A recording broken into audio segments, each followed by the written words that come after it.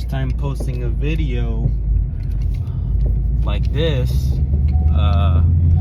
So my 2015 Mustang is making a noise and I'm trying to figure out what it is. You can probably hear it now.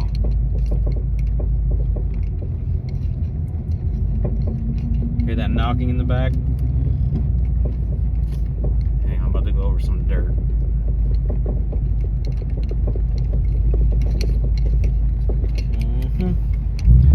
Yep, so that noise, all that noise has been going on for about a month.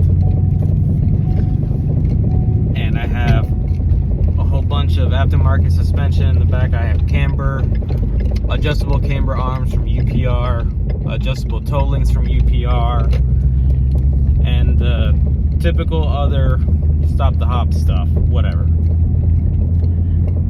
Check my rear end out.